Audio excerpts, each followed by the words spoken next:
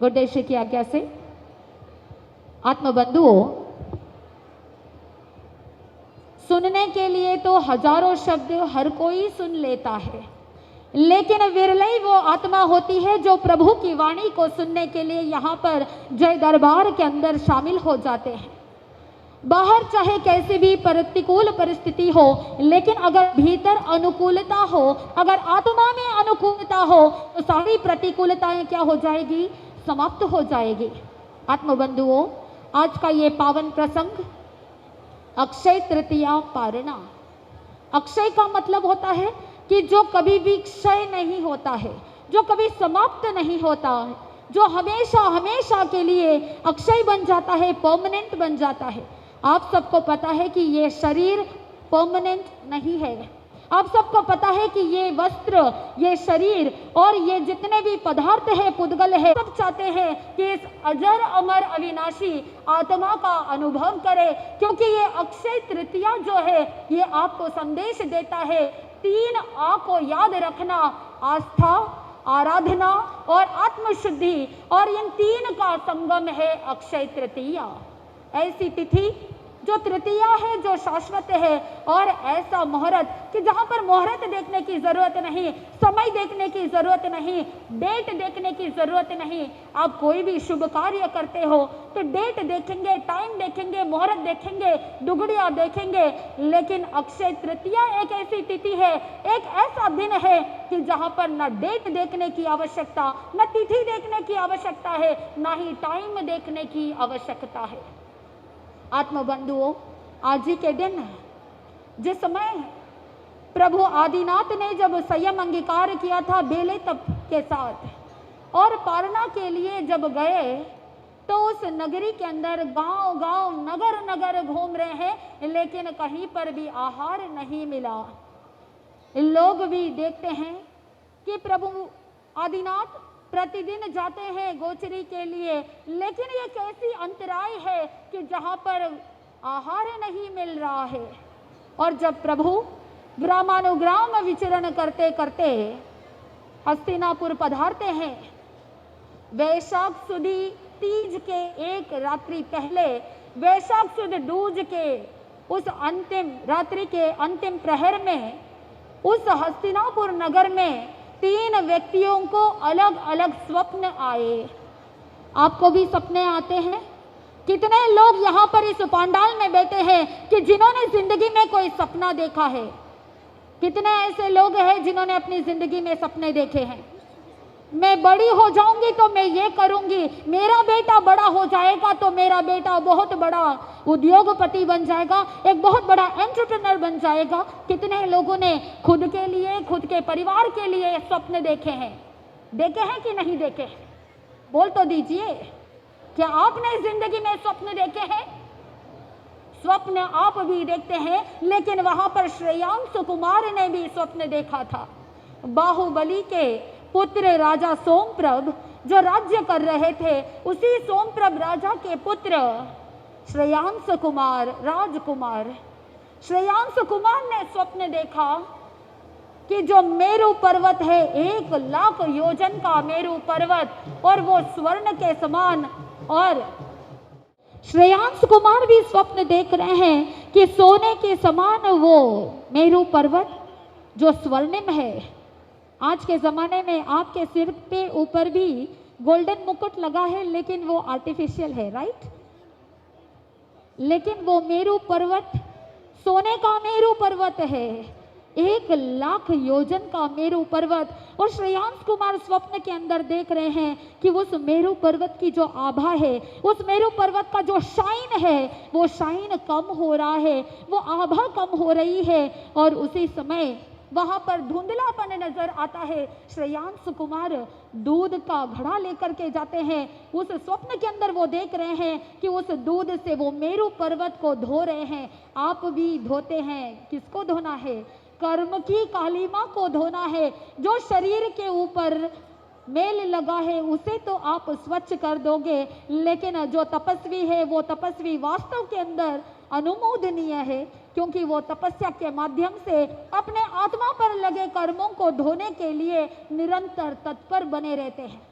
अंत तक ध्यान से सुनना, क्योंकि मैं आपको आज बताने वाली हूँ कि जब आप उपवास करते हो, जब आप रात्रि भोजन त्याग करते हो, जिस समय आप तपश्चर्या करते हो, तो आज विज्ञान ने खोज कर लिया है कि एक ऐसा टेक्निक और ऐसा बॉडी के अंदर एक्टिवेशन जिसके माध्यम से आपको सहज में 4 बहुत बड़े लाभ की प्राप्ति होती है। तो वहां पर श्रेयांश कुमार भी दूध से मेरु पर्वत को धो रहे हैं और उन्होंने स्वप्न में देखा कि मेरु पर्वत पुनः शाइन करने लग गया है। इसी समय जो नगर के नगर श्रेष्ठी थे, नगर श्रेष्ठी ने भी स्वप्न देखा और उन्होंने अपने स्वप्न के अंदर ऐसा देखा कि जहां पर हजारों किरणों को बिखेरने वाला वो सूर्य उस स्थान से चलित हो रहा है, विचलित हो रहा है। और उन्होंने भी स्वप्न में देखा कि श्रेयांश कुमार उस सूर्य को स्थिर कर रहे हैं। राजा सोमप्रभ ने भी स्वप्न देखा। सोमप्रभ ने देखा कि एक बहुत बड़ा वीर पराक्रमी योद्धा युद्ध भूमि में, रणभूमि में युद्ध कर रहा है, पूरा घायल हो चुका है, लहू लुहान हो चुका है, लेकिन फिर भी वो युद्ध करते करते आगे बढ़ रहा है। और उसी स्वप्न के बीच में श्रेयांश कुमार आते हैं और उस श्रेयांश कुमार के सहयोग से वो वीर योद्धा घायल अवस्था में भी विजय प्राप्त कर लेता है। अगले दिन प्रातःकाल राजसभा में सभी इकट्ठे होते हैं। सभी ने अपना अपना स्वप्न सुनाया और सभी के स्वप्न की एक मुख्य बात थी। क्या थी वो? कि सभी के स्वप्न में एक मुख्य हीरो है। कौन है वो हीरो? श्रेयांश कुमार। आप भी अपनी जिंदगी में चाहते हो कि मैं जीरो से क्या बन जाऊं? अरे बोल तो दीजिए, क्या बनना चाहते हैं?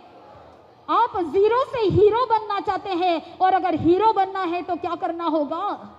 जिंदगी में कुछ प्रिंसिपल्स अप्लाई करने होंगे। जिंदगी में कुछ ऐसे गुरु भगवंतों के माध्यम से जो आपको वाणी सुनने को मिलती है, उनसे जो मार्गदर्शन मिलने वाला है, उसे जीवन में अपनाना पड़ेगा। और जिस समय आप अपना लोगे तो जीरो से क्या बन जाएंगे?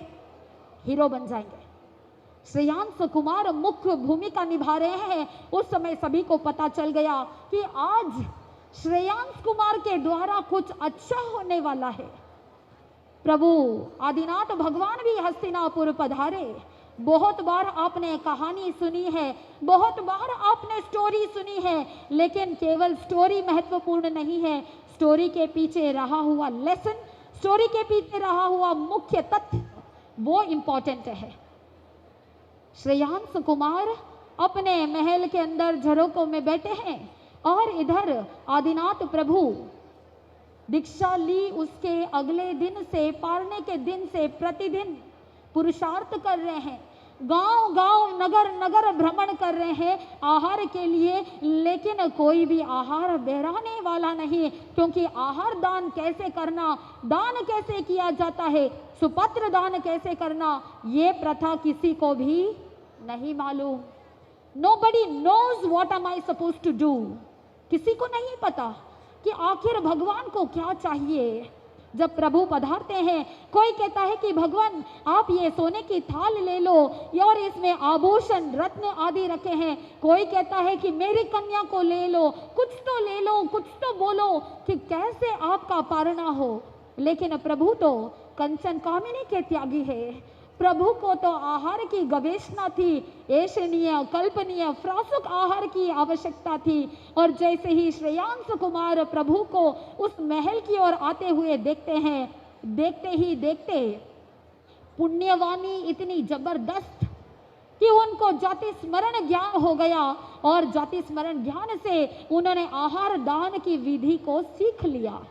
इसीलिए ज्ञानी जन कहते हैं कि कौन से भाव का ज्ञान किस समय काम आ जाए पता नहीं।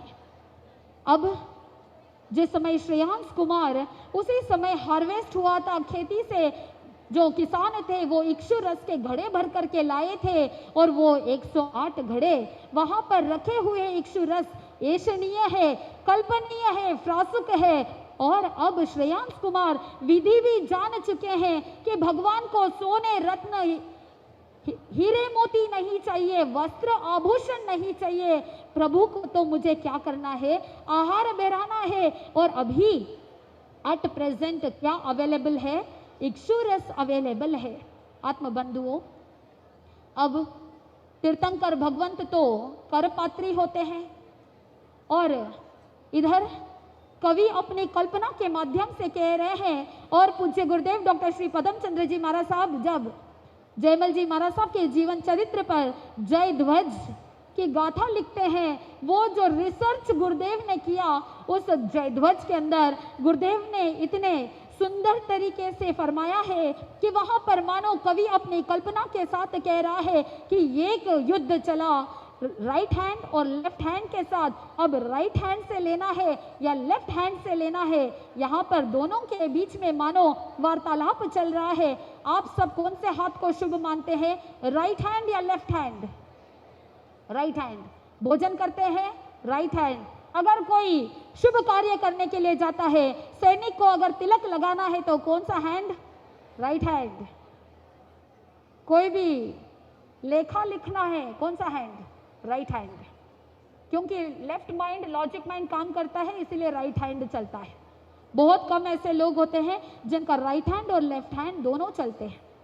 कि बचपन से जन्म से आपका मैं सेवक रहा हूं और उस समय जब आप मेरे ही अंगूठे का अमृत पान करते थे और जिस समय आप बड़े हो गए तो भोजन भी इसी राइट हैंड से किया, राजा थे तो राज तिलक भी इसी हाथ से हुआ, तो इसीलिए सबसे पहले अधिकार किसका है? इस राइट हैंड का है। तो इसीलिए आप किस हाथ से ले लो? राइट हैंड से ले लो। लेकिन फिर लेफ्ट हैंड चुप रहने वाला नहीं, मेरा हाथ कभी भी पीछे जाता नहीं। और जिस समय तलवार से योद्धा वार करता है उस समय भी एक बार वार करने के बाद उसे एक बार पीछे होना पड़ता है। लेकिन जब सामने से शत्रु पुनः वार करता है तो ये लेफ्ट हैंड ढाल के रूप में धारण कर लेता है और मैं हमेशा ढाल बन करके खड़ा रहता हूं। इसीलिए आप क्या करो? लेफ्ट हैंड से आहार दान ग्रहण करो। अब राइट हैंड और लेफ्ट हैंड के बीच में ये मानो युद्ध चल रहा हो, लेकिन प्रभु तो सर्वज्ञ सर्वदर्शी और प्रभु जानते थे कि जब राइट और लेफ्ट दोनों मिल जाएंगे तो सारा युद्ध समाप्त हो जाएगा। जब अंधकार में सूर्य की किरणें आने लग जाएगी तो संसार का दुख मिट जाएगा। वैसे ही अब संसार के दुख को निवारण करने का समय आ चुका है। दोनों हाथ मिल गए, दोनों हाथ एक हो गए, अंजलि बन गए। श्रेयांश कुमार भी दोनों हाथों को एक साथ करते हुए विनंती कर रहा है, भगवान मेरे हाथ से ये आहार दान ग्रहण कीजिए। और उस समय प्रभु ने भी अपने दोनों हाथों से अंजलि कर ली। आत्मबंधुओं, सपने हर किसी के साकार नहीं होते, लेकिन सपने उनके साकार होते हैं जिनके स्वप्न में संकल्प जुड़ जाते हैं। पूज्य गुरुदेव डॉक्टर श्री पदम चंद्र जी महाराज साहब कहते हैं, सपने कभी अपने नहीं होते, सपने कभी अपने नहीं होते, लेकिन अगर स्वप्न के साथ संकल्प जुड़ जाए तो वही सपना क्या बन जाएगा? अपना बन जाएगा। अपॉर्चुनिटीज आपके दरवाजे पर दस्तक देती है। वो कहता है कि let me come in, open the door. वो अपॉर्चुनिटीज, वो अवसर बार बार मिलता है और दस्तक देता है, लेकिन अगर आप द्वार खोले ही नहीं तो आप कैसे आगे बढ़ पाएंगे? श्रेयांश कुमार को भी अवसर मिला और उसके अवसर का दरवाजा खुल गया और प्रभु को सहर्ष सुपात्र दान दे दिया। इधर देव, सुर, असुर, नर आदि सभी हर्षित हो रहे हैं। संपूर्ण लोक के अंदर मानो अहोदानम की गोष्ठी हो रही है। ऐसी उद्घोषणा कि पहली बार संसार में किसी ने आहार दान देना प्रारंभ किया। संसार में पहली बार इस अवसर पीढ़ी काल में सुपात्र दान देने की प्रथा प्रारंभ हुई। दान देते समय उस समय देवताओं ने पंच दिव्य वृष्टि की और साथ में पूरा गगन अहोदानम की उद्घोषणा से गुंजित हो गया। आत्मबंधुओं, तपस्या करना आसान है क्या? तपस्या करने वाले तो कहेंगे कि आसान है, क्योंकि उनको विश्वास है, आचार्य भगवान का आशीर्वाद है, गुरु भगवंतों का आशीर्वाद है। इसीलिए जितने भी तपस्यार्थी बैठे हैं वो कहेंगे कि तपस्या करना आसान है।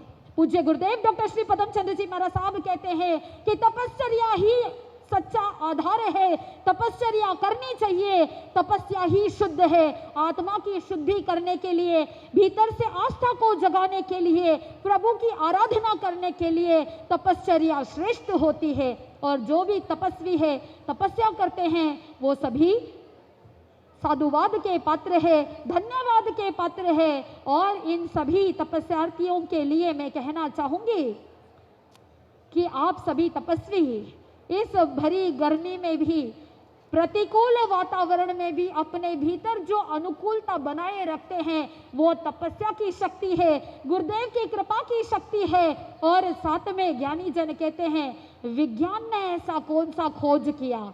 क्या आप सब जानना चाहेंगे कि जब आप उपवास करते हो तो आपके शरीर के अंदर ऐसा क्या केमिकल रिएक्शन होता है।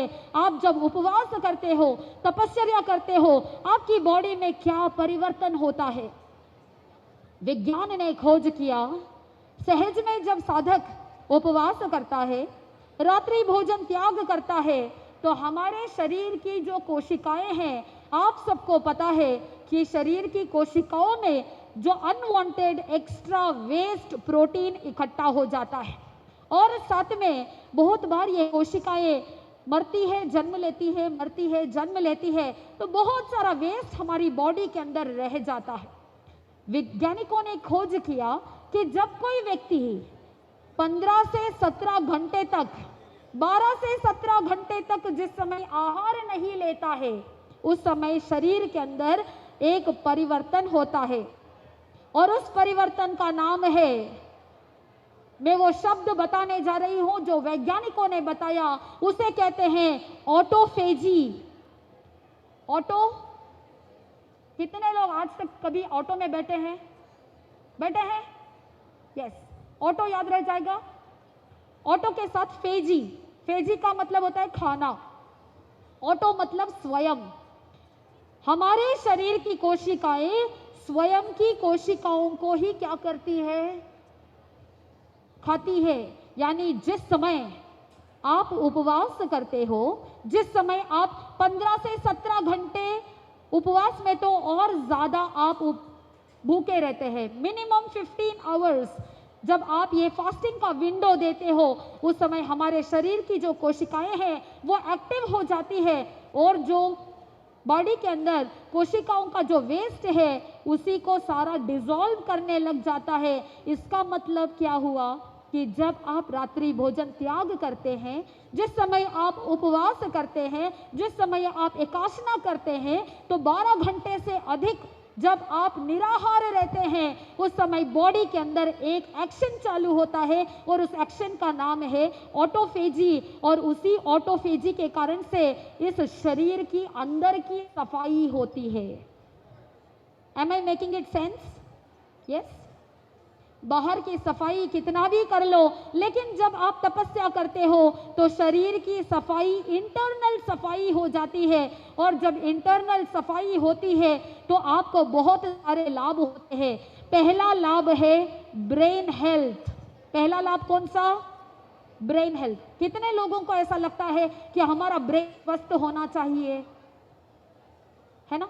डॉक्टर जब किसी को डेड घोषित करता है, या तो हार्ट डेड रहेगा, ब्रेन डेड होगा, और जब ब्रेन डेड हो जाता है तो उसे डेड डिक्लेयर कर देते हैं। लेकिन जब हमारे बॉडी में ऑटोफेजी एक्टिव हो जाता है, उस समय ब्रेन हेल्थ सुपर हो जाता है। इसका मतलब है कि आपकी स्मरण शक्ति क्या हो जाएगी? बढ़ जाएगी। आपकी इम्यूनिटी, बॉडी का इम्यूनिटी पावर बढ़ जाता है, आपका फोकस बढ़ जाता है। और साथ में कहा कि जिस समय आप ऑटोफेजी एक्टिव हो जाता है, बॉडी का मेटाबॉलिज्म और बॉडी का प्रोटेक्शन बढ़ जाता है, शरीर की बीमारियां खत्म हो जाती है। और साथ में बताया जाता है वेट, सहज में वेट भी क्या होता है? लॉस हो जाता है। जो अनवांटेड फैट है, वो सारा अनवांटेड फैट भी गल जाता है। बहुत सारे शारीरिक लाभ है। लेकिन आत्मबंधुओं, प्रभु तीर्थंकर भगवान तो कहते हैं तपश्चर्या करने से कर्मों की निर्जरा होती है। जो कर्म का भार आप ढो करके चल रहे हैं, वो सारे के सारे कर्मों की क्या हो जाती है? निर्जरा हो जाती है। आचार्य भगवान जिनका आशीर्वाद और उनके आशीर्वाद के बिना अच्छे अच्छे कार्य कैसे संपन्न हो। जय गच्छाधिपति व्याख्यान वाचस्पति उग्र विहारी वचन सिद्ध साधक 12वें पट्टधर आचार्य प्रवर श्री पार्श्वचंद्र जी महाराज साहब के आशीर्वाद से एसएस जैन समनी मार्ग के प्रारंभ करता प्रवचन प्रभावक पूज्य गुरुदेव डॉक्टर श्री पदम चंद्र जी महाराज साहब की सद प्रेरणा से बेंगलोर के अंदर स्थानकवासी परंपरा में पहली बार पालने का अवसर। आत्मबंधुओं, गुरुदेव की सद प्रेरणा से स्थानकवासी परंपरा में पहली बार पालना निरंतर एकांतर एक दिन छोड़ करके एक दिन पालना करवाना वास्तव के अंदर श्री श्रेयांश पालना समिति के जितने भी पदाधिकारी जन है, जितने भी सदस्य है, जो भी वॉलंटियर्स है, जो प्रत्यक्ष और परोक्ष रूप से जो सेवा अर्पित करते हैं, वास्तव के अंदर वर्ष भर तक निरंतर सेवा देना और साथ में सभी तपस्वियों को साता उपजाना। बैंगलोर के अंदर जेपीपी जैन समनी सेंटर एलनपुरम में निरंतर 2 वर्षों से ये एकांतर पालने का क्रम बहुत सुचारू रूप से चल रहा है और अब कल क्या होने वाला है, 3रा वर्ष प्रारंभ होने वाला है। और इसीलिए श्री श्रेयांश पालना समिति धन्यवाद के पात्र है कि उनकी जो ये निस्वार्थ भाव की सेवा और जो ये सारा अरेंजमेंट आप देख रहे हो, वास्तव के अंदर साधुवाद धन्यवाद के पात्र है। और इसी क्रम के अंदर आचार्य श्री की आशीर्वाद से पूज्य गुरुदेव डॉक्टर श्री पदम चंद्र जी महाराज साहब की प्रेरणा से त्यागराज नगर में भी यही क्रम प्रारंभ हुआ पिछले वर्ष और वहां पर भी लगभग 50 तपस्वी ऐसे हैं जो निरंतर एकांतर पालना करते हैं, तपश्चर्या करते हैं। और गुरुदेव श्री की ही प्रेरणा और आशीर्वाद से मैसूर के अंदर जेपीपी जैन समनी सेंटर में भी वर्षितप का क्रम चालू है। और इस वर्ष से मैसूर के अंदर श्री अखिल भारतीय श्वेतांबर स्थानकवासी जयमल जैन श्रावक संघ शाखा मैसूर द्वारा वहां पर पालना प्रारंभ होगा। और गुरुदेव की ही प्रेरणा से हुबली में भी वर्षितप के पालने निरंतर चल रहे हैं। तो वास्तव के अंदर सभी तपस्वी का ये जो पुरुषार्थ है अनुमोदनीय है। सभी तपस्वी इसी शुद्ध भावना के साथ अगर जीवन में आगे बढ़ेंगे तभी हम भी एक दिन क्या कर सकते हैं, अपनी मंजिल को प्राप्त कर सकते हैं। पालना हर कोई करता है, पालना हर कोई करवाता है, लेकिन जिस दिन अपने अंदर श्रेयांश कुमार जैसे भाव जागृत हो जाएंगे तो श्रेयांश कुमार को जैसे महालाभ की प्राप्ति हुई थी उसी तरह से आपको भी वैसा महालाभ प्राप्त हो सकता है। और आज ये पावन प्रसंग कि जहां पर अक्षय तृतीया पालना के दिन सभी तपस्वियों को पालना करवाया जाएगा, तो सभी पालना करवाते समय मन में यही चिंतन करना कि जो तपस्या कर रहे हैं वो श्रेष्ठ है, वो तपस्वी है, तो मेरे भी ऐसे अंतराय टूटे और मैं भी मेरी जिंदगी में तपस्या को एक स्थान दूं, मेरे जीवन में भी तपस्या आए, मेरे जीवन में भी तपस्या का एक क्रम प्रारंभ हो। इसी संकल्प के साथ पालना करना और करवाना, तभी आनंद की प्राप्ति होगी। इन्हीं मंगल भावनाओं के साथ मैं अपने शब्दों को विराम देती हूँ।